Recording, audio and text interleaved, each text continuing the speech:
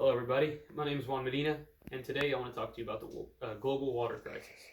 So imagine knowing that today you would have to struggle in order to obtain the water that you needed. Unfortunately, that is not a problem that many of us face today. But a large percentage of the world's population still suffers from water shortages. According to the environmental research letters, an annual average of 30 to 40% of the world's population suffers from water quantity and quality. So today, I want to talk to you about what the global water crisis is, how it affects the world and the economy, and what we can do to help. So first off, what is the global water crisis? So the global water crisis is about water scarcity and how we have water shortages that need to be met, that the demand for water needs to be met in order to provide for the economy. So, one of the biggest reasons for water scarcity is population growth. As we know, population throughout the world keeps growing and increasing. So, as this increases, the demand for water also increases. According to Rachel McDonald, this growing population needs more water than the previous generations. She also mentions that the hotter climate also affects the global water crisis because as the temperature rises, the world becomes more drier and water becomes more scarce.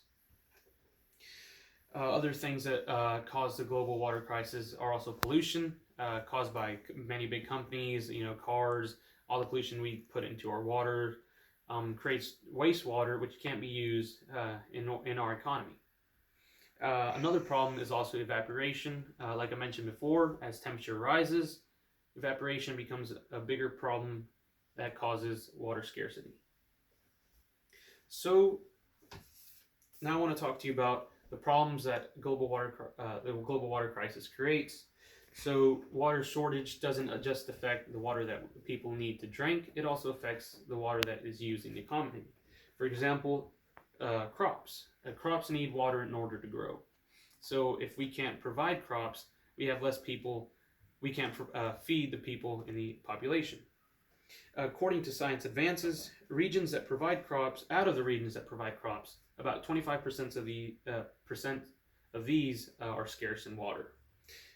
If we found a way to make this more sustainable and provide these places, this 25% with the water they need, we would be able to feed about 840 million more people.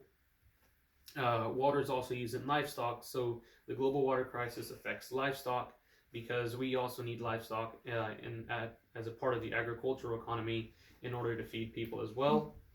And companies also need water many companies need water in order to keep business flowing, in order to keep their company going, and we need these companies to keep going to keep the economy flowing. So what are ways that we can do to reduce these? So there are already many systems in use. Many countries already have many different systems they use. They have many regulations they set up for companies. According to the United News of India, the Prime Minister has set up a campaign to help the people harvest rainwater so they would have more access to water, and he's also set up regulations in order to conserve and save water that they need. Like I said before, companies have these certain regulations in order for them to produce less wastewater and use less water in order to run their companies. And another method that's also used in some poorer regions is the use of wastewater for crops. This method isn't as effective as crops can't really produce.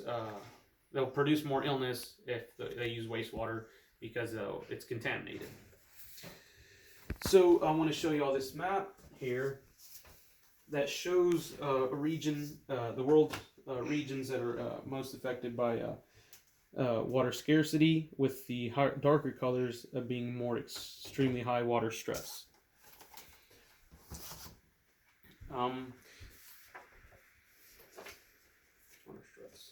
So even with all these methods used, the global water crisis is still a problem we need to worry about today because as time goes on, we're seeing more people suffering from water shortages.